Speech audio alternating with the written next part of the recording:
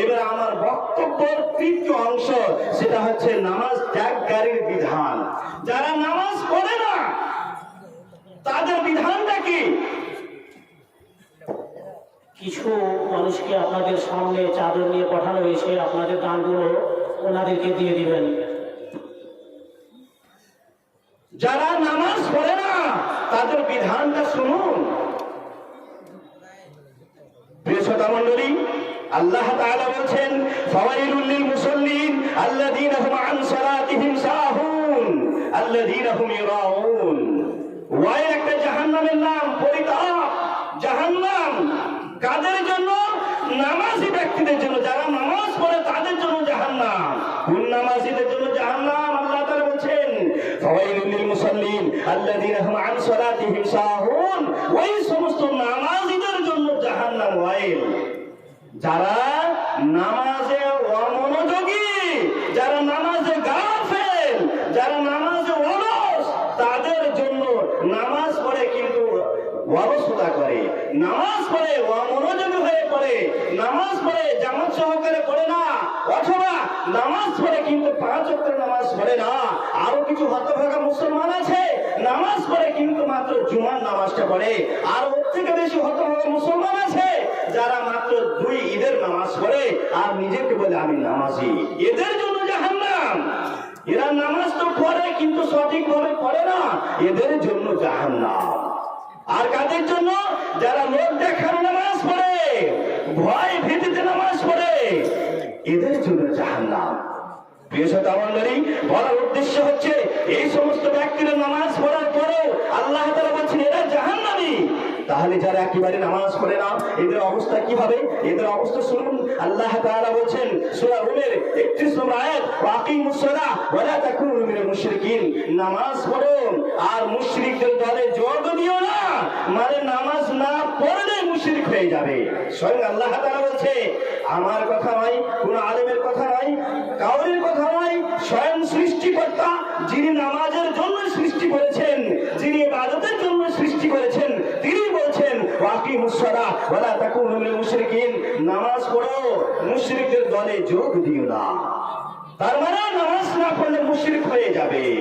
Fine তাবু ওয়া আকামুস সালাহ ওয়া আতাউজ যাকাত ফাখাল্লু সাবিলাহুম। মুশরিকরা যদি তওবা করে, মুশরিকরা যদি নামাজ পড়তে আরম্ভ করে, যাকাত দিতে আরম্ভ করে, তাহলে তাদের পথ ছেড়ে দাও, তাদেরকে হত্যা করো না, তাদেরকে জেলে বন্দী করো না, তাদেরকে কিছু বলিও না।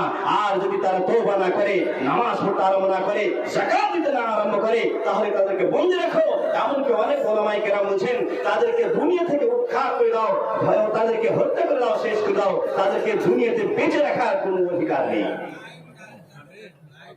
এত কঠোরতা, কঠোরতা মানে মনে হচ্ছে কঠোরতা, এটা কঠোরতা নয়। কারণ মহান স্রষ্টা আল্লাহ তাআলা ইবাদতের জন্য সৃষ্টি করেছেন। যারা নামাজ পড়ে না তারা মুসলমান নয়, এটা আল্লাহ তাআলা বললেন। তারপরে রাসূল সাল্লাল্লাহু আলাইহি সাল্লাম কি বলেছেন শুনুন, বাইনার রাজুলি ওয়া বাইনাশ শিরকি ওয়াল কুফরি তারকুস সালাহ। একজন সাধারণ মানুষ এবং শিরক ও কুফরের মধ্যে পার্থক্যকারী হচ্ছে নামাজ। নামাজের মাধ্যমে বোঝা যাবে কে মুসলিম কে কাফের। বাইনাল কুফরি ওয়াল ঈমান তারকুস সালাহ। কুফর এবং ঈমানের মধ্যে পার্থক্য হচ্ছে নামাজ। অন্য হাদিসের মধ্যে বলা হয়েছে আল আহাদু আল্লাযী বাইনানা ওয়া বাইনাহুমুস সালাহ ফামান তারাকাহা ফাকাদ কাফার। আমাদের এবং অমুসলিমদের মধ্যে চুক্তি হচ্ছে নামাজ। অতএব যে ব্যক্তি নামাজ ত্যাগ করলো সে কাফের হয়ে গেল।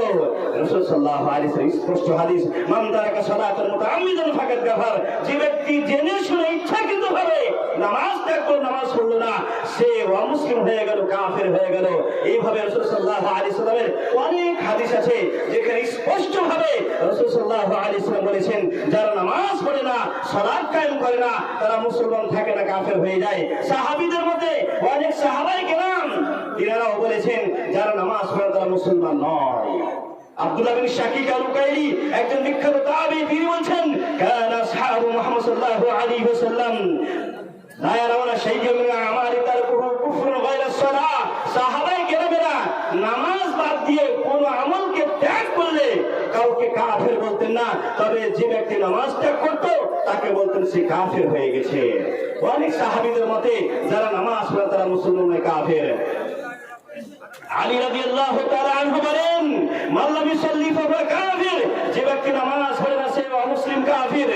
আব্দুল্লাহ বিন মাসউদ রাদিয়াল্লাহু তাআলা আনহু বলেন, মান লাম ইউসাল্লি ফালা দীন লাহু, যার নামাজ নেই তার কোনো ধর্ম নাই, তার কোনো দিন নাই। উমর ফারুক রাদিয়াল্লাহু তাআলা আনহু বলেছেন, লা হাদ্দা ফিল ইসলাম লিমান লা সালাত লা, ওই ব্যক্তির ইসলামের সঙ্গে কোনো সম্পর্ক নেই যার নামাজ নেই। আবু দারদা বলেন, লা ঈমান লিমান লা সালাত লা, ওই ব্যক্তির ঈমান নেই যার নামাজ নেই। তাহলে যার নামাজ নেই তার কোনো ঈমান নেই। আর আমরা মুসলমান নিজেকে দাবি করি মুসলমান কিসে? গরুর মাংস খান তাই মুসলমান, মুসলমানই হয়েছে তাই মুসলমান। লজ্জা লাগে না? মুসলমানের ঘরে জন্ম নিয়েছেন তাই মুসলমান। ইবাদত করেন না, নামাজ পড়েন না, লজ্জা খর হাইয়া খর, কেন নামাজ পড়েন না? কেন দুনিয়াতে এসেছেন? আল্লাহ তাআলা কেন আপনাকে দুনিয়াতে রেখেছেন? ইবাদতের জন্য সৃষ্টি করেছেন।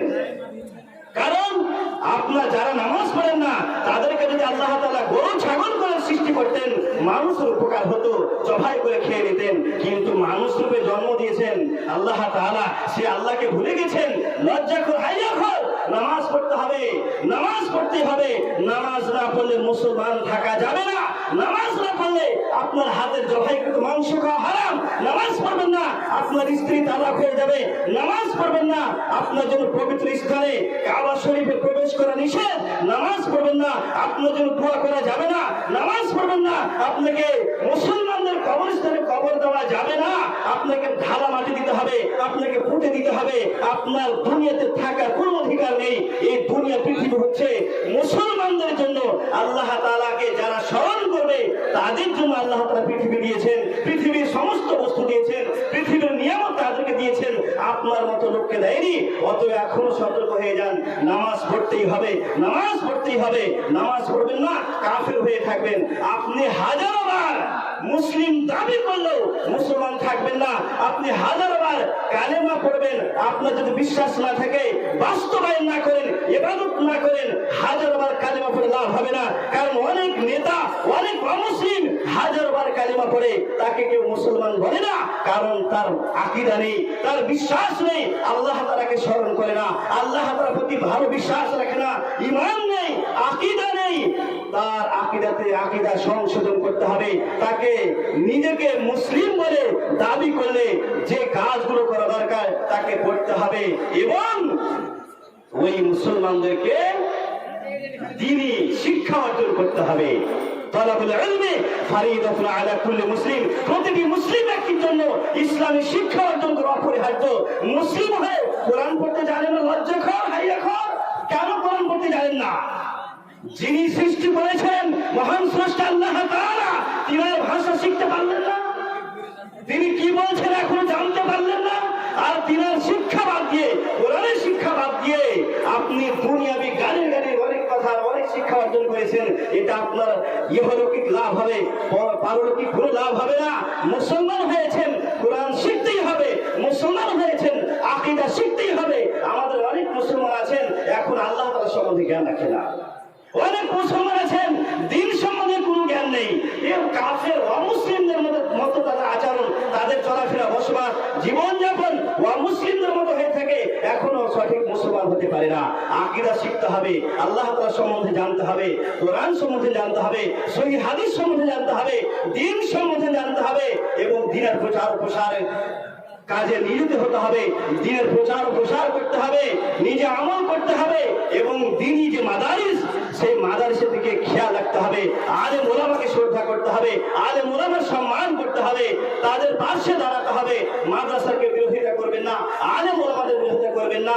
ইসলামী আকীদা তাদের কাছ থেকে নেবেন, সঠিক শিক্ষা তাদের কাছ থেকে পাবেন। আর যদি ভাবেন এই ওলামা ফকির এরা হচ্ছে অসহায়, এদের কথা শোনা যাবে না, এরা আজকে বলছে এক কান্দে শুনলাম আর এক কান্দে বের করে দিলাম, এদের কোনো মূল্য নেই, এরা মূল্যহীন, এরকম যদি কারোর আচরণ থাকে তাহলে আমি চ্যালেঞ্জ করে বললাম ওই ব্যক্তি কখনো মুসলমান হতে পারে না। ওই ব্যক্তি ইসলাম থেকে খারিজ হয়ে গেছে।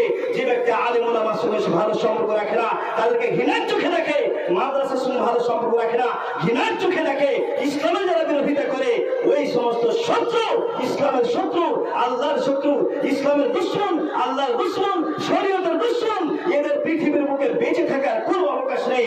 এদেরকে পৃথিবীর বুকে আল্লাহ তাআলা রাখবেন না, রাখবেন সাময়িক। এদের কষ্ট দিবেন, পৃথিবীতেও সে কষ্ট পাবে, মরার আগে অবশ্যই আল্লাহ তাআলা তাকে কষ্ট দিবেন এবং কবরের জন্য সেই শাস্তি অপেক্ষা করছে। আর কিয়ামতের দিবসে ফায়সালা হওয়ার পরে জাহান্নাম এই সমস্ত ব্যক্তিদের অপেক্ষা করছে। অতএব সতর্ক হয়ে যান, আল্লাহ তাআলাকে চিনুন, দিন চিনুন এবং যে আমল করে জান্নাত পাওয়া যাবে সে আমল করার চেষ্টা করুন, সঠিক আকীদা পোষণ করুন। প্রিয় শ্রোতা মণ্ডলী, আমি আমার কথা আর বাড়াচ্ছি না, আল্লাহ তাআলার কাছে দোয়া করছি যে হে আল্লাহ, যারা এখানে উপস্থিত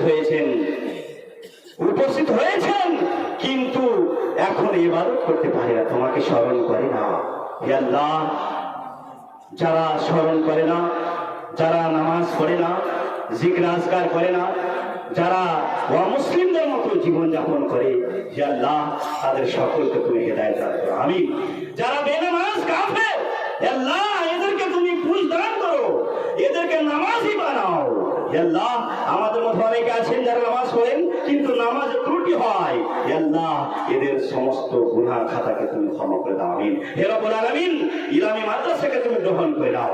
ইলামী মাদ্রাসার সঙ্গে যারা যুক্ত আছেন, আলেম ওলামা ছাত্র সকল, কমিটিবৃন্দ এবং যারা এই মাদ্রাসাকে ভালোবাসেন, হে রব্বুল আলামিন সকলের ভালোবাসাকে তুমি কবুল করে দাও, আমিন। প্রিয় শ্রোতা মণ্ডলী, আমি একটি বই লিখেছি আকীদা সম্বন্ধে, সেই বইটা দেখাই। আকীদার বিষয়ে কয়েকটি সংক্ষিপ্ত অধ্যায়, এত সুন্দর বই। এই বইটা আমাদের এলাকাতে লালগোলা সাইডে অনেক মাদ্রাসাতে এখন সেটা নিসাবে তালিম, মানে এটা এখন ক্লাসে চালু করেছে। এত সুন্দর বই, আরবির সাথে সাথে বাংলাতে আমি ট্রান্সলেট করেছি এবং যা লেখা আছে সম্পূর্ণটাই মুখস্থ করার মতো। বিশেষ করে আলেম ওলামা এবং ছাত্র সকল এবং যারা ইসলামী বইপত্র পড়েন এদের জন্য খুবই উপকারী বই। এই বইটা অবশ্যই আপনারা কিনবেন, বেশি দাম নয়, মাত্র 50 টাকা দাম। 50 টাকার চা খেলে শেষ হয়ে যায়। একবার বইটা কিনবেন, যদি এই বইটা পড়ে আপনার কিছু উপকার হয় তাহলে আমিও নেকি পাবো, আপনার লাভ হবে।